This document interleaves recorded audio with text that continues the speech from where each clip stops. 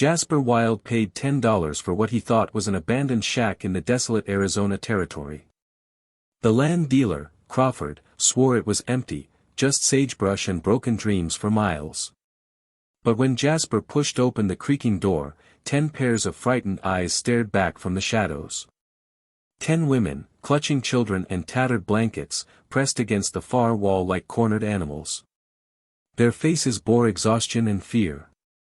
Jasper froze, hands gripping the rusted handle, heart pounding as the late afternoon sun cast his shadow across the dusty floor. This wasn't supposed to happen. "I'm not here to hurt you," he said, raising his palms. The words felt awkward, but silence was worse. A tall woman with gray-streaked hair stepped forward, chin lifted despite the tremor in her voice. "This is our home now," she said in accented English. "We have nowhere else." Jasper studied her, deep lines around her eyes, standing protectively between him and the others. A leader. Behind her, a young mother rocked a crying infant. Another woman, barely more than a girl, clutched a wooden cross. "Ma'am, I bought this place fair and square," Jasper said, pulling the deed from his coat. The paper crinkled as he unfolded it. "Got the papers here." The woman's eyes flashed with anger and desperation. "Papers don't make you right, senor. Those men who sold you this place, they're not good men." Her tone made Jasper's stomach tighten. These weren't drifters. They were refugees, running from something terrible. "What men?" he asked. She hesitated, glancing at her companions. A younger woman with hollow cheeks shook her head, but the leader squared her shoulders.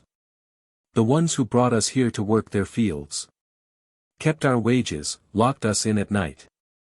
Hurt the girls who tried to leave." Jasper's chest grew cold. He'd heard whispers of labor camps in the territory, but seeing it in their faces made it real. "How long you been here?" he asked. 3 days, she replied. "Since we escaped." The baby's cries grew louder, the young mother's tears streaming as she rocked it. Jasper didn't know yet that the men who'd enslaved these women weren't going to let them vanish. The deed in his pocket was about to become meaningless.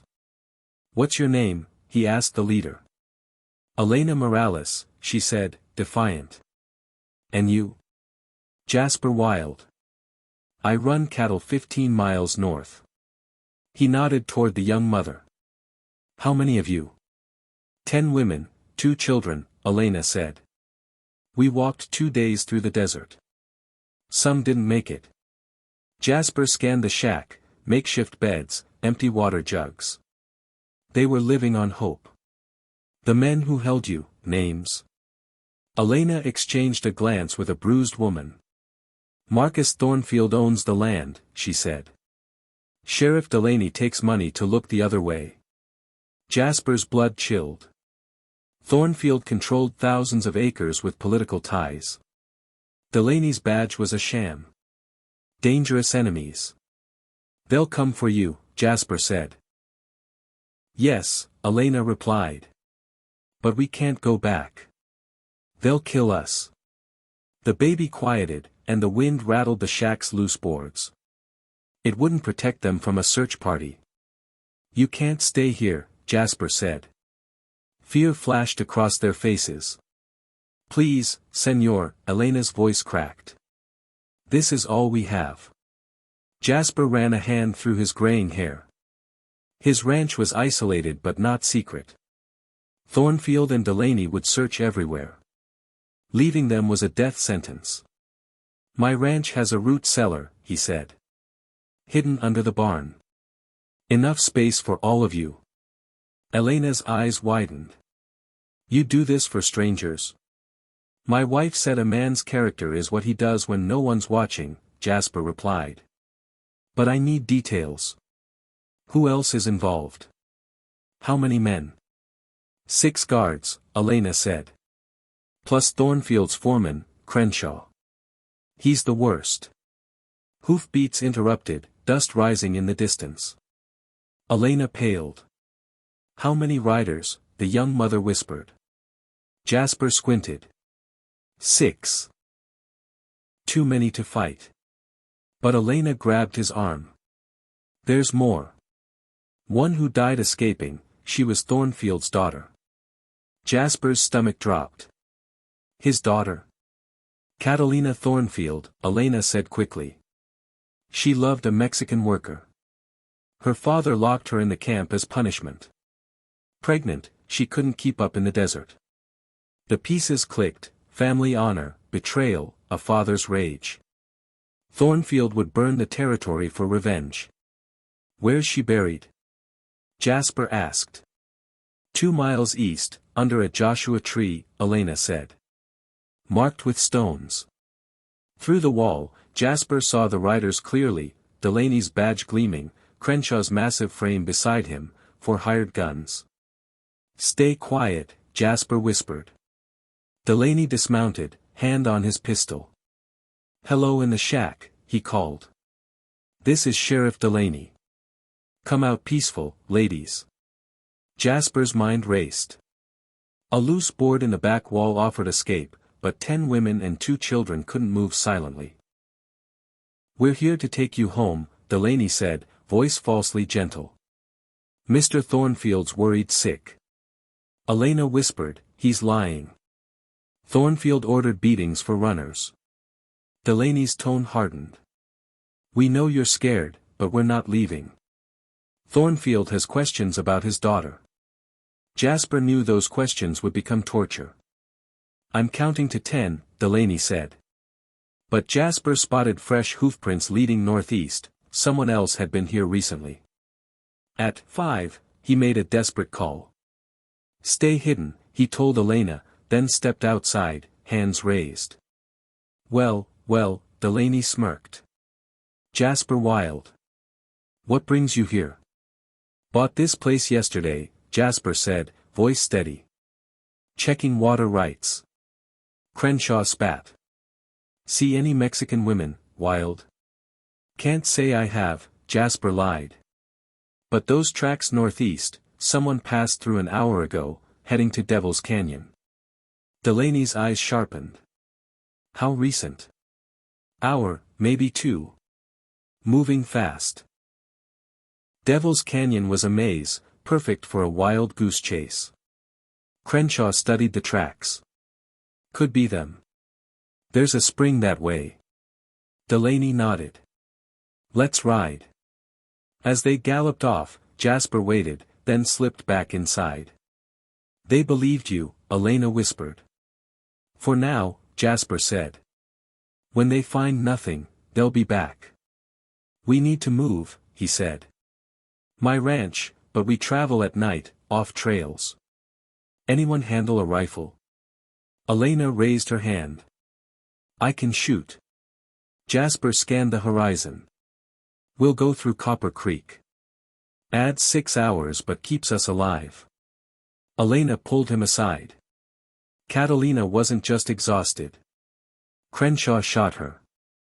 Jasper's blood drained. You're sure? I saw it, Elena said. She fought him, begged for her baby. He laughed, said Thornfield wanted her punished. The baby was Catalina's son, Jasper realized, nursed by Rosa, the young mother. Thornfield didn't know the child lived, a mixed blood heir he'd see as a disgrace.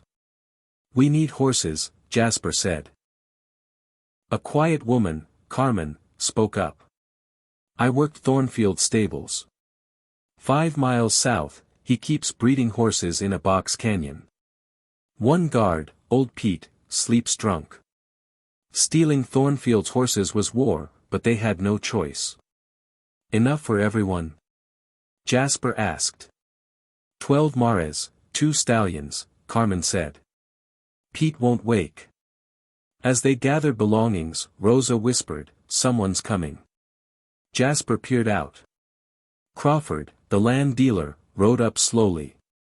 He works for Thornfield, Elena said. Told us this shack was safe, then sold it to you.